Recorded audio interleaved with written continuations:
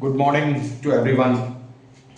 तो आज हम लोग जो है क्लास 12 की फिजिक्स का जो सेकंड यूनिट है, बहुत ही इंपॉर्टेंट यूनिट है, दैट इज करंट इलेक्ट्रिसिटी।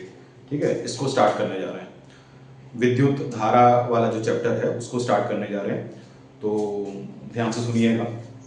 तो लेक्चर 1 आज हमारा पहला लेक्चर है, यानी बिल्कुल बेसिक से हम आज स्टार्ट करेंगे। ठीक है, तो सबसे पहले करंट इलेक्ट्रिसिटी यानी कि विद्युत धारा, इसको समझने के लिए क्या करिए, आप एक कोई पर्टिकुलर एरिया ले लीजिए, कोई भी एरिया, इसका कोई शेप निर्धारित नहीं है, इसका कितना एरिया हो ये भी कोई तय नहीं है, कोई फिक्स एरिया नहीं लेना, कोई भी आप जनरल एरिया ले लीजिए। इस एरिया से कितना आवेश किसी पर्टिकुलर समय पर निकल सकता है, यानी कि किसी पर्टिकुलर क्षेत्रफल से कितना एरिया एक समय में निकल सकता है या कितना आवेश निकल सकता है, इसी को हम लोग कहते हैं विद्युत धारा या करंट इलेक्ट्रिसिटी। ओके, सिंपल सा डेफिनेशन ये है कि take any area, how much charge is flowing through you per unit time, यानी कि प्रति इकाई समय पर कितना आवेश इसमें से निकल सकता है, उसी को हम विद्युत धारा कहते हैं। और अगर हम देखें तो विद्युत धारा को I इज इक्वल टू दिया जाएगा बेटा क्या, that is dq by dt।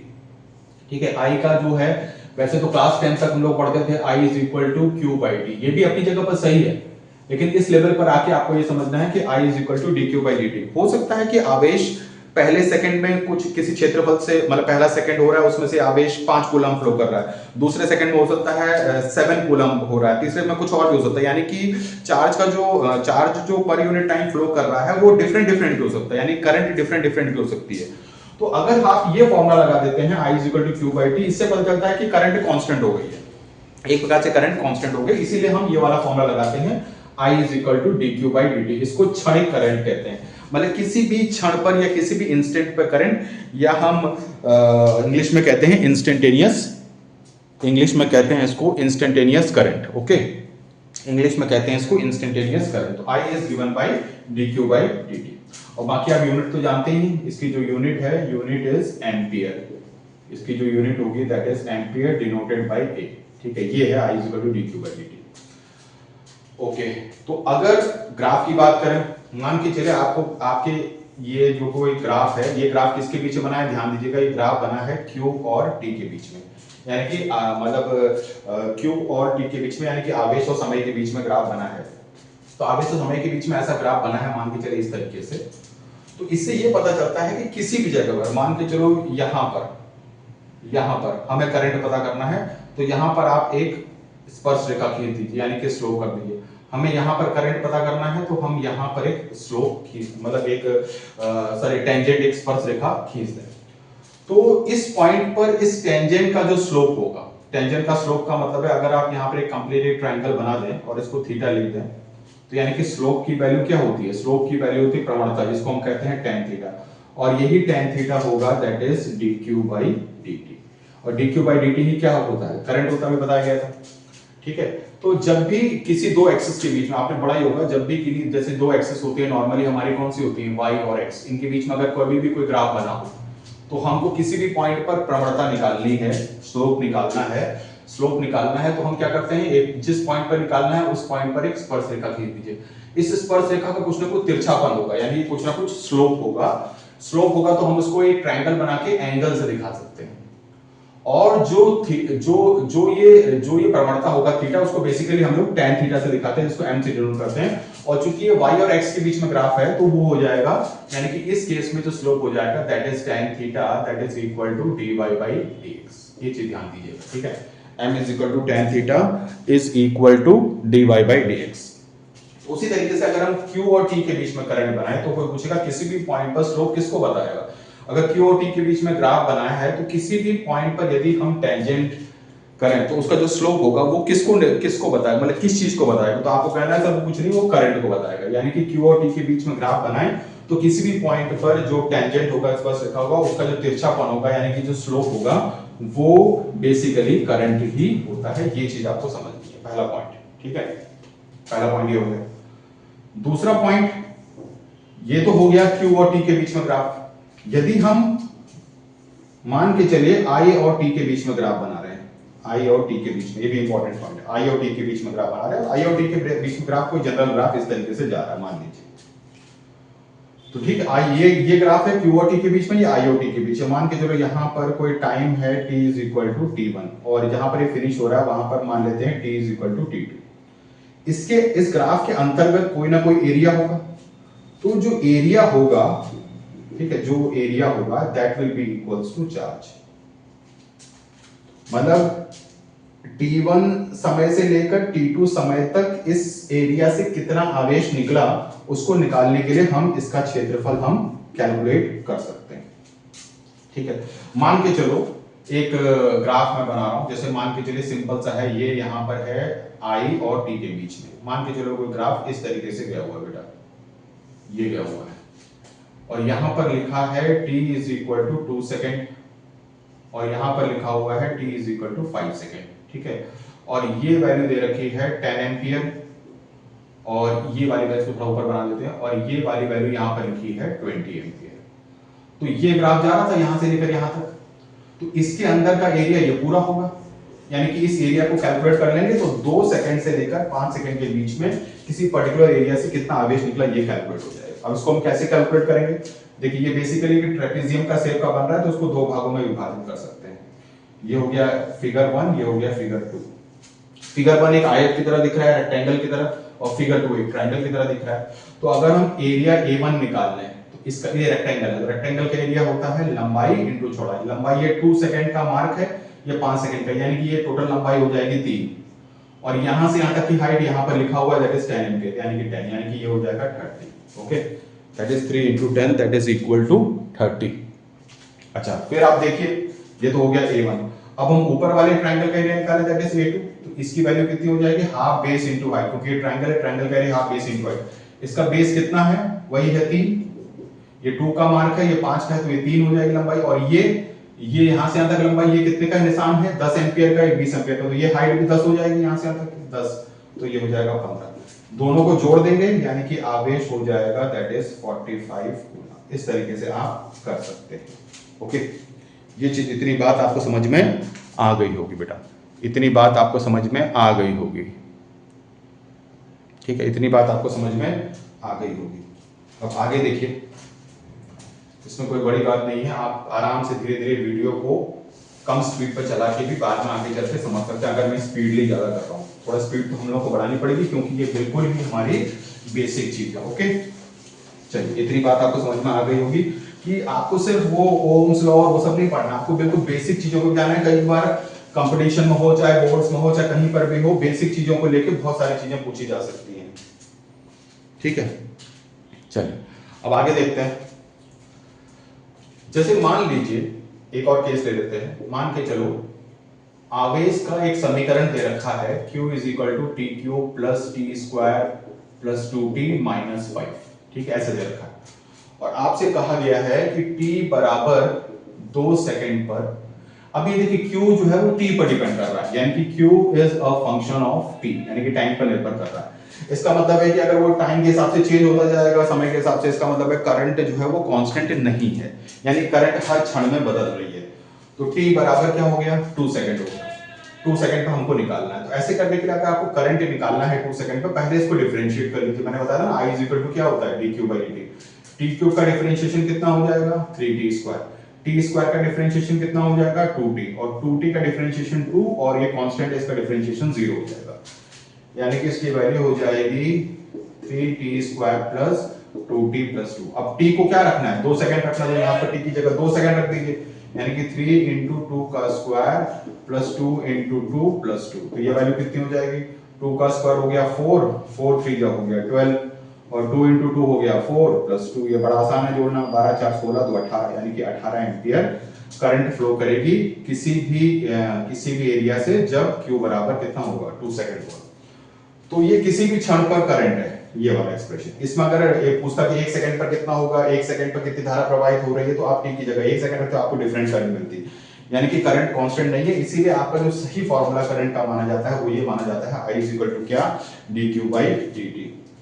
अब फिर क्वेश्चन आता है कि यदि कभी करंट कांस्टेंट फ्लो कर रही है, कांस्टेंट करंट फ्लो कर रही है, मतलब धारा कांस्टेंट है, चाहे पहले सेकंड से 5 एम्पियर फ्लो कर रही है, दूसरे सेकंड में 5 एम्पियर, तो उसको ग्राफिकली हम किस तरह डिनोट करेंगे?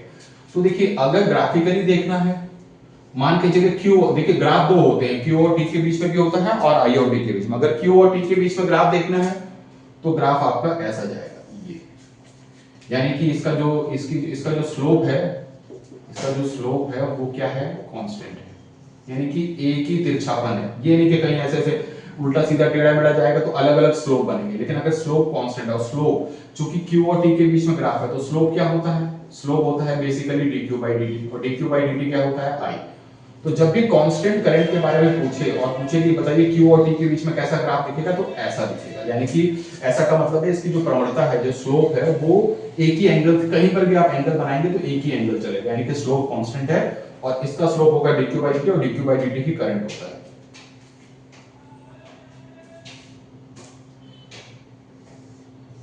अब यदि हम करंट और टाइम के बीच में ग्राफ बनाएं तो चूंकि कांस्टेंट करंट है तो कांस्टेंट करंट आपको इस तरीके से दिखेगी, क्योंकि करंट कांस्टेंट है। तो ध्यान दीजिएगा कि Q और T के बीच में ग्राफ इस तरीके से दिखेगा और I और T के बीच में ग्राफ इस तरीके से दिखेगा। ये चीज आपको समझ में आ जानी चाहिए बेटा, ठीक है।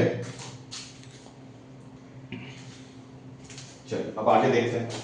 तो लगातार वीडियो में बने रहिएगा और ध्यान से समझिएगा। अगर स्पीड बड़ी हो तो उसको कम स्पीड पे करके वीडियो को चला लीजिएगा।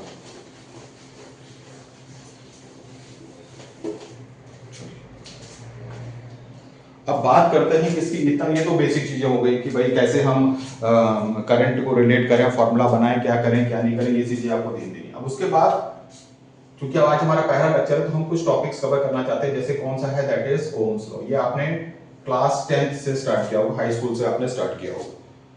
तो ओम्स लॉ कहता है कि किसी भी कंडक्टर या किसी भी चालक की फिजिकल कंडीशंस को सेम रखिए। फिजिकल कंडीशंस का मतलब है कि उसकी लंबाई चौड़ाई जो भी है वो सेम रहनी चाहिए। इवन कि आप टेम्परेचर में भी फेरबदल ना करें। टेम्परेचर में भी फेरबदल, अगर टेम्परेचर 30 डिग्री सेल्सियस है तो जितने समय तक आप एक्सपेरिमेंट कर रहे हैं उतने समय तक टेम्परेचर वही रहना चाहिए, उसकी लंबाई चौड़ाई उन सब में कोई परिवर्तन नहीं आना चाहिए, ये चीज ध्यान देंगे। तो उसने ओम्स ने ये कहा कि अगर फिजिकल कंडीशंस होगा, किसी भी चालक की फिजिकल कंडीशंस, ठीक है, टेम्परेचर, लंबाई, चौड़ाई और जो भी कंडीशंस है, प्रेशर, टेम्परेचर, वो सारी चीजें कांस्टेंट रख के चलिए। तब उसने ये कहा, तो किसी भी को मान के चलो कोई चालक ले लेते हैं, ठीक है, कोई चालक हमने ले लिया, उस चालक की लंबाई कितनी है, दैट इज L ले लेते हैं। इस चालक के दो सिरों के बीच में कुछ ना कुछ विभवांतर है, मान के चलिए इन दोनों, ये वाला और इनके बीच में कोई विभवांतर है, दैट इज V, ठीक है। विभवांतर का मतलब है पोटेंशियल डिफरेंस, ठीक है। तो उसने ये कहा कि अगर किन्हीं दो पॉइंट्स के बीच में यदि पोटेंशियल डिफरेंस होगा तो समझ लीजिए करंट फ्लो करेगी, ठीक है। और ये जो करंट फ्लो करेगी that is directly proportional to potential difference. ये डायरेक्टली प्रोपोर्शनल किसके होगा, पोटेंशियल डिफरेंस है।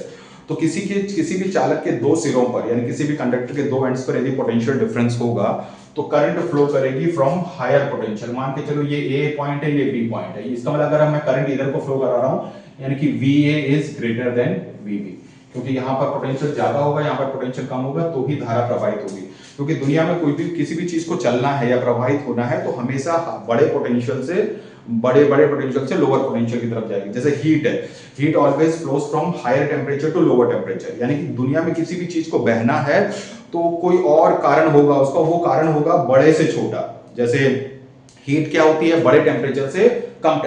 अगर हम कोई एक्सपेरिमेंट ना करें, कोई उस पर जबरदस्ती ना करें, तो उसके अगर नेचुरल प्रकृति के हिसाब से छोड़ दें तो हीट हमेशा बड़े टेम्परेचर से लोअर टेम्परेचर तक जाएगी, ठीक है, बड़े टेम्परेचर से लोअर टेम्परेचर। उसी तरीके से current will flow from higher potential to lower potential. मान लेते हैं ए को हमने ज्यादा माना बेटा और बी को हमने कम माना है, ठीक है, ए को हमने ज्यादा माना है और बी को कम माना है। तो ओम्स ने कहा कि यदि सारी फिजिकल कंडीशंस, टेम्परेचर, प्रेशर, लंबाई, चौड़ाई, सब अगर कंडक्टर का ना बदले तो कंडक्टर में, चालक में बहने वाली जो धारा है वो विभवांतर के डायरेक्टली प्रोपोर्शनल होगी, विभवांतर उसके दो सिरों पर होगा। ऐसा होता है ओम्स लॉ। तो सही है, लेकिन आपने हाई स्कूल में तो ये पढ़ा था भैया, आपने हाई स्कूल में ये पढ़ा था कि V is proportional to I, लेकिन सही स्टेटमेंट ये है that is I proportional to V। अब थोड़ी देर बाद जब पढ़ते पढ़ते हम I प्रोपोर्शनल टू V को V प्रोपोर्शनल टू I भी लेके चल देंगे, कोई ऐसी बात नहीं है, लेकिन असल में सही मायने में करंट जो है वो V पर निर्भर करता है। इसका मतलब है जो अगर हम इनके बीच में, हाँ, I प्रोपोर्शनल टू V है, V प्रोपोर्शनल टू I है, यानी कि हमारा जो अगर हम प्रोपोर्शनलिटी साइन हटाते हैं तो आपको पता ही है कांस्टेंट आता है दैट इज R। और आर को हम सभी लोग और दुनिया जानती है, इसको हम रेजिस्टेंस कहते हैं, उस चालक का रेजिस्टेंस, ठीक है, उस चालक का प्रतिरोध। प्रतिरोध का मतलब होता है कि वो करंट का विरोध करेगा। किसका विरोध करेगा? करंट का, विद्युत धारा का विरोध करेगा, यानी कि V = IR है। R हमारा जो है वो है प्रतिरोध, यानी कि इंग्लिश में कहते हैं, हिंदी में कहते हैं प्रतिरोध और इंग्लिश में कहते हैं रेजिस्टेंस। किस रेजिस्टेंस का? चालक का। ये रेजिस्टेंस का काम क्या होता है?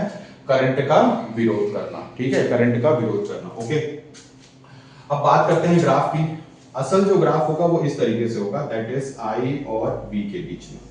तो डायरेक्टली प्रोपोर्शनल है, तो हम इसको इस तरीके से लेके जा सकते हैं किसी भी चालक के लिए। अगर ये है, मतलब ओम्स के अनुसार अगर I और V के बीच में ग्राफ बना है ऐसा होगा। अगर V और I के बीच में भी ग्राफ बनेगा तो भी वो ऐसा ही बनेगा। V और I के बीच में ग्राफ बनेगा तो भी वो ऐसा ही बनेगा, ठीक है। असल में जो होता है करंट विभवांतर पर निर्भर करती है, क्योंकि विभवांतर होगा तो करंट फ्लो करेगी, ठीक है। जैसे हम कहते हैं ना कि y is proportional to x, यानी कि y किस पर निर्भर कर रहा है? x पर, यानी कि y मतलब जो ये है, मतलब विभवांतर तो पहली चीज है, विभवांतर होगा तो करंट बनेगी ना। तो इसका मतलब है करंट जो है वो विभवांतर पर निर्भर कर रहा है। तो ये ग्राफ दोनों ग्राफ सही है, ये भी सही है और ये भी सही है। अब एक इंपॉर्टेंट चीज देखिए, इससे रिलेटेड एक इंपॉर्टेंट चीज, बहुत बार ये क्वेश्चन पूछा जाता है कंपटीशन और उसमें। तो इंपॉर्टेंट चीज क्या है? इंपॉर्टेंट चीज ये है कि मान के चले आपके पास ये दे रखे हैं इस तरीके से दो चालक, यानी कि ये ग्राफ है I और V के बीच में, ठीक है। V और I के बीच में नहीं, I और V के बीच में। मान के चलो ये है मेटल, यानी कि धातु, यानी कि मेटल A, और ये है बेटा दैट इज मेटल B, ठीक है। ये अब इसने पूछा कि किसका रेजिस्टेंस ज्यादा है, किसका resistance, which has more resistance, यानी कि किसका प्रतिरोध ज्यादा है, ये पूछा है इसने ग्राफ में। अब ऐसे क्वेश्चन को कैसे डील करना है, देखिए अगर ये V और I के बीच में ग्राफ होता तो समझ लीजिए हमारे पास सीधा सीधा फॉर्मूला है V = IR। इसका मतलब है कि V और I के बीच में ग्राफ बनेगा तो जो इसकी जो स्लोप होगी, स्लोप का मतलब है ये तो कांस्टेंट है, तो स्लोप का मतलब है m, यानी कि tan थीटा, यानी कि ये हो जाएगा क्या? dV/dr, sorry dV/di। तो ये सीधे सीधे डिनोट करेगा किसको? रेजिस्टेंस को। V और I के बीच में अगर ग्राफ बना होगा तो उसकी जो तिरछापन होगा, slope that is tan theta, वो सीधे सीधे प्रतिरोध को डिनोट करेगा। तो अगर किसी का स्लोप ज्यादा होगा तो यानी कि उसका प्रतिरोध भी ज्यादा होगा। अगर ये ग्राफ V और I के बीच में बनता तो हम सीधे सीधे कहते थे सर मेटल A का तिरछापन ज्यादा, देखिए मेटल A का एंगल ज्यादा है, ये देखिए, तो यानी कि ज्यादा खड़ा, यानी कि इसकी तिरछापन ज्यादा है, तो मेटल A का प्रतिरोध ज्यादा होता। लेकिन ध्यान दीजिएगा कि ये V और I के बीच में ग्राफ नहीं है, ये बेटा किसके बीच में ग्राफ है? I और V के बीच में। तो जब आप I और V के बीच में ग्राफ बनाते हैं तो आपको ध्यान दीजिएगा कि उल्टा हो जाएगा, क्योंकि अगर हम यहां से देखें I का फॉर्मूला, देखिए यहां से देखिए I का फॉर्मूला, देखिए यहां से V = IR से I का फॉर्मूला देखिए, तो I की वैल्यू हो जा रही है, I की वैल्यू हो जा रही है that is equal to V/R, यानी कि उल्टा हो जा रहा है, यानी कि I और R एक प्रकार से इनवर्सली प्रोपोर्शनल हो जा रहे हैं, यानी उल्टे हो जा रहे हैं। तो उल्टे से पता चलता है कि जिसका स्लोप कम होगा, यानी कि क्योंकि I और V के, देखिए इसमें तो क्या है, सीधा सीधा इसमें तो जिसका स्लोप ज्यादा है उसका रेजिस्टेंस ज्यादा है, लेकिन I और V के बीच में जिसका स्लोप यानी कि प्रवणता कम है, यानी कि तिरछापन कम है, समझ लीजिए उसका रेजिस्टेंस यानी कि प्रतिरोध ज्यादा है, उसका प्रतिरोध ज्यादा है। इसका मतलब है हम कह सकते हैं RV is greater than RA। इतनी बात आपको समझ में आ गई, बहुत इंपॉर्टेंट चीज है ये। तो ध्यान दीजिएगा एग्जाम में V और I के बीच में ग्राफ के अकॉर्डिंग क्वेश्चन आ रहा है कि I और V के बीच में क्वेश्चन आ रहा है, ये चीज आपको ध्यान देनी है। ओके, तो इतनी बात आपको समझ में आ गई होगी। ओम्स लॉ यानी कि बहुत सिंपल है, ग्राफ को जरूर समझा करिए, ग्राफ बहुत इंपॉर्टेंट है। आज ग्राफ दे देंगे और पूछेंगे आपको, जैसे मान के चलो V और I के बीच में ग्राफ बना, बताओ उसका स्लोप किसको संबोधित करेगा, तो आप कहोगे सर इसका स्लोप R को संबोधित करेगा। और अगर I और V के बीच में ग्राफ बना है, तो I और V के बीच में ग्राफ बना है तो कोई पूछेगा इसका स्लोप किसको डिनोट करेगा, तो कहना इसका स्लोप 1/R को डिनोट करेगा।